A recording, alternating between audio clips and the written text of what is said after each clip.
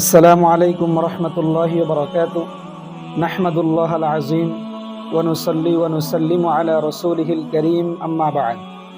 সুপ্রিয় দর্শক, কাছে দূরে, প্রবাসে নিবাসে, দেশ দেশান্তরে যে যেখান থেকে দেখছেন সবাইকে জানাই আন্তরিক মোবারকবাদ।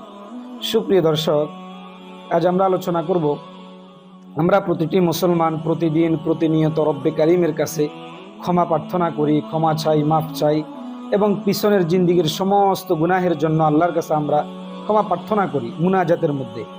কিন্তু আমি আলোচনা করব কিভাবে আমরা আল্লাহর কাছে ক্ষমা প্রার্থনা করলে আল্লাহ পাক রব্বুল আলামিন খুব দ্রুত আমাদেরকে ক্ষমা করে দিবেন। সুবহানাল্লাহ। সেই বিষয়ে আমরা সংক্ষিপ্ত পরিসরে কথা বলবো।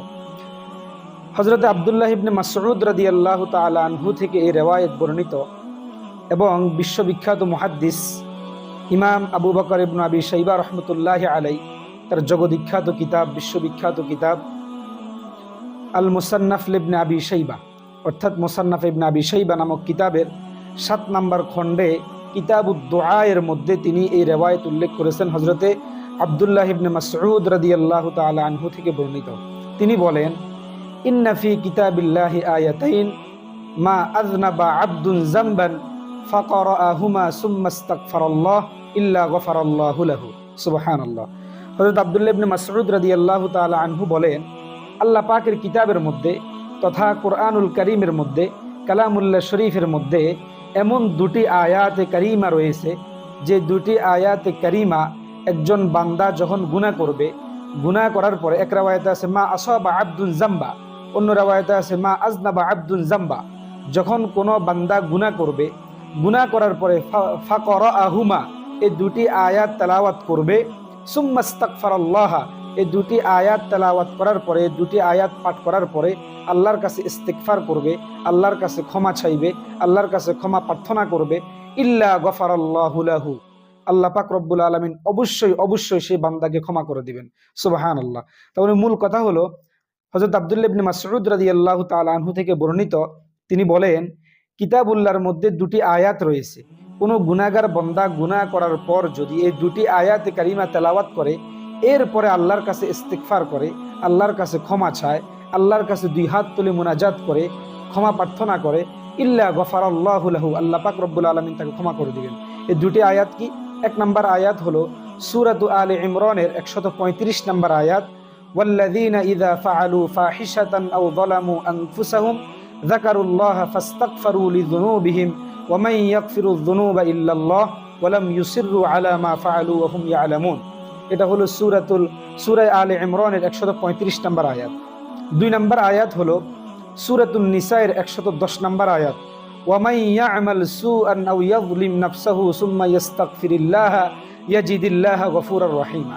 তাহলে 1 নম্বর আয়াত হলো সূরা আলে ইমরান 135 নম্বর আয়াত, ওয়াল্লাযীনা ইযা ফাআলু ফাহিশাতান আও যালামু আনফুসাহুম যাকারুল্লাহা ফাস্তাগফারু লিযুনুবিহিম ওয়া মান ইয়াগফিরুয যুনুবা ইল্লাল্লাহ ওয়া লাম ইউসিররু আলা মা ফাআলু ওয়া হুম ইয়ালামুন।